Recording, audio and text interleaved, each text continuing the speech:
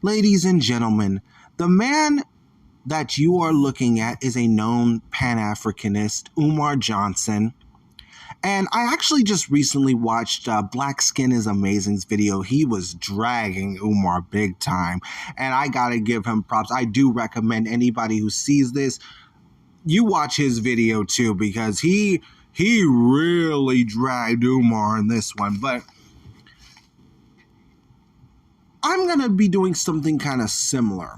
And the reason I say that is because this is not just a critique of Umar Johnson in this video. This is a critique of the Pan-Africanist movement. A movement that ultimately has failed. It has failed in its overall concept has failed. Its overall delivery of that concept has failed. And the reason it was never going to succeed is, well, actually, there's multiple reasons, but I'm going to focus on the two main ones today.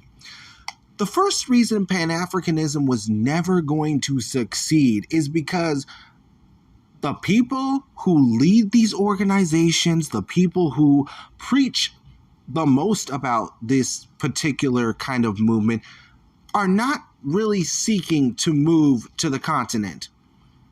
He has been preaching about Pan-Africanism for decades, and not one time have we seen him say, I'm live in Africa, I'm doing this, this is my home here, this is my establishment here, I'm really getting this bitch popping. And the reason we don't see that is because he's not going to ever move there. He just wants to preach to Black Americans. That's what Pan-Africanism's focus is. It's mostly towards Black Americans in order to funnel money, to funnel resources, to funnel labor, to funnel time, to funnel energy. That's what it's designed to do. And it's almost like a black hole in a sense. Because I've seen people who said, I've given to Umar Johnson's Pan-Africanist movement. I've given to the school. I plan on, and I'm just waiting for him basically to show some results. And I got news for you. You're never going to see them any more than you will see Umar Johnson living and staying in Africa like he's preaching to African Americans. He preaches to us to denounce our citizenship and just move to somewhere on the continent. He's doing the same thing like Akon is doing and like so many other celebrities do, is just come here. But notice something, y'all. Notice something big. None of them are moving back. I'm not seeing Akon saying, now that I've made my money here and now that I'm rich and famous, I'm moving back to Senegal and I'm staying there and I'm gonna make this bitch work. I'm not seeing Akon say that any more than I'm seeing Umar Johnson say that. And that's just the first reason Pan-Africanism will not work, is because ultimately it's not designed to work. It's designed to funnel resources. The second reason is because the quote diaspora, and I'm using that very loosely here, is very, quote, divided. Hell, the continent alone has over 3,000 tribes. Do you really think that they're going to unify to bring, quote, African Americans back? No, they're not. They have made it clear that we are not their brothers and sisters. They've made it very clear to us. In fact, when they come here legally and illegally, mind you, they let us know right off the bat, no, I'm not Black American. I'm Nigerian American. I am Ugandan American. I am Egyptian American. I am from this tribe, from that tribe. They are very clear to us that they are not Black Americans. They're speaking the truth, and we're just matching it back with them. We're saying, no, we're not Africans. Africa is not our homeland. They cut that cord over 400 years ago. Africa is not, we are not Africans.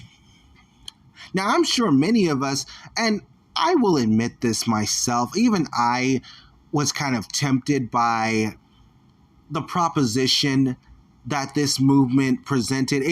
It presented itself as a form of like reunification, of brotherhood, of creating this, how would I put it, this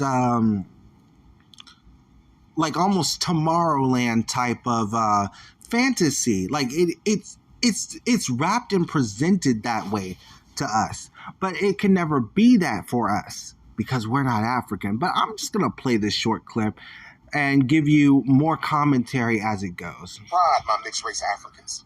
You gotta step into the room with pride, my light skinned Africans, my green eye Africans, my straight hair Africans. Stop being insecure around black folks. I wonder why he says that. I wonder why he says my green-eyed Africans, my straight-haired Africans, my mixed-raced Africans. I wonder why he really says that. Is he saying, you know, I know that, is he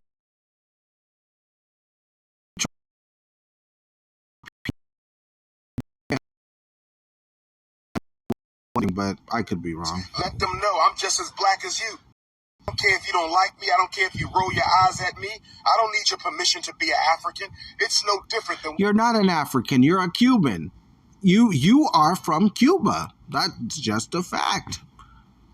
Just because you got melanin and kinky hair doesn't mean you're an African. I have melanin and kinky hair, but I'm not African. I'm not from any part of the continent. I'm not like the content... Sorry, y'all. I'm not like the content creator I am Aloho trying to pretend to be something I'm not. I'm not African. That's just a fact. When I go to Africa, it's no different than when I go to Africa.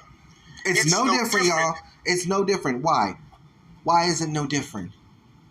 Because the Africans are actually telling him the truth. They're telling him, no, you are not African. No, you are American, even though that's not true either. He's basically, the African people are basically telling him, no, he's not one of us. And he should accept that. He should accept that. He should be okay with that. Again, I don't know what it is about Black American pathology that really makes us think that we don't have a rich culture. We don't have anything over here. We don't have any sort of reason to stay here. I don't know what it is about our mindset that makes us want to say, I want to go over there. I don't know what it is about that. There's something inherently wrong with Black American pathology to say, I'm going to give up what I've got here to go live in a third world country. And I'm speaking specifically to the Pan-Africanists out there who haven't quite woken up to the reality of what Pan-Africanism is. But like he said, basically, they are telling him that he is not African. And they're right. I mean, my phone is... Sorry. When I go to Africa, there's some Africoons on the continent. Yes. I've encountered Africoons in Ghana. I've encountered Africoons in South Africa. What makes them coons? Because they're telling you the truth? They're only telling this man the truth. He is not African. He's Cuban. He's got a rich Cuban heritage, just like I've got a rich Black American heritage. Our heritages are different, but they're still great nonetheless. Africoons in Nigeria. I've encountered Africoons in the Gambia. I've encountered Africoons in Senegal. I've encountered Africoons in Malawi. I've encountered Africoons in Kenya. I've encountered Africoons in Nubia. But you know what all these places, y'all, all these places he's encountered people who are, in his words, Africoons. What makes them Africoons to him is that they're telling him, they're just telling it how it is. There's nothing wrong with that. You're not an African. You're Black, yes. You have clear phenotypical expressions, but you're not an African. You're not an African. There's nothing wrong with that. We don't need to be Africans to be whole. Now, if we want to work with Africans, if we want to trade with Africa, if we want to build relationships with Africa, that's one thing. But to claim that you're something you're not, that's a whole other thing. That's almost like that whole gender dysphoria nonsense. He has racial dysphoria, ladies and gentlemen. He's got ethnic and racial dysphoria, ladies and gentlemen. He doesn't want to recognize he is not African. Tell them Negroes right from the gate. Listen, don't disrespect me. I'm as African as you, and I probably know more about African than you do. I find that funny. I really do. He knows more about Africa than an African does. That's like an African saying, I know more about Houston, Texas than you as a Houstonian does.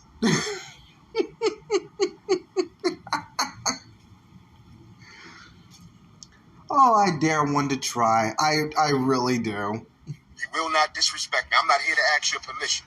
This is my It's not disrespecting you. They're just letting you know what it is. You're not an African any more than I am. That's right. Africa is my mother like she's your mother. I'm not here to ask your permission to be black. I'm probably blacker than your ass. I'm not here to ask permission to be black. I'm an African, and if you got a problem with that... I find it interesting... Oh, hell, someone's calling. Sorry, guys. But I find it interesting... I don't care.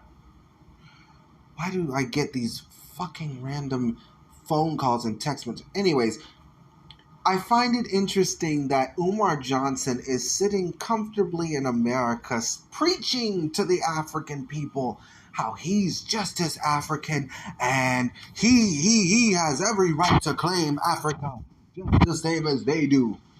When they themselves don't want to fucking claim Africa sometimes. I mean, ladies and gentlemen, I actually know a nightclub owner, and he's a West African, and I kind of chatted with him about Africa and, in passing for the most part, and he has said basically at the end of all these conversations that we have, I ask him, are you ever planning on going back? He says no. I'm like, well, why not? That's your home. Yeah, but I really don't like it there. He was kind of beating around the bush of the answer, so I just surmised that as he doesn't want to go back to a place that is the third world. I mean, because if you look at Africa, it is the third world. If you look at any photo of Africa, what do you see? You see a bunch of huts. You see a bunch of filth. You see these shanty towns and things that look almost like tent cities. You don't see too much development. You don't see too many developed areas. And I find it interesting that, again, Umar Johnson is preaching he's just as African as anybody else. He is just as black. He's from the motherland just like you. But I don't see him going there. I don't see Umar Johnson going back or going to Africa. He's sitting comfortably here in America. And I tell you this again, he's not going to go back, ladies and gentlemen. Umar Johnson is not going to go to Africa. Just like all these black immigrants who are here legally and illegally, they're not going to go back either. You can go like I'm nothing other than what I am. You got to own it. You got to own it. You got to be unapologetically African. You got to own it, brothers and sisters. Unapologetically African. You got to be unapologetically African. You can't be walking around unsure about being black. You can't be walking around wondering if black people are going to accept you. No, mixed race Africans, you got to own the room. You can't be doing that. But you have to own Africa. You have to own the motherland. He sounds almost like the Ghanaian president who was urging black people to come back. He sounds almost exactly like him when he speaks. You have to own Africa. You have to come back to the motherland. You gotta come back, even though, yeah, we sold your ancestors into slavery, and yeah, we sold them for like nothing, and now Africa is in the shit because of it. But we want you to come back. We want you to come back to Africa, my black American brothers and sisters.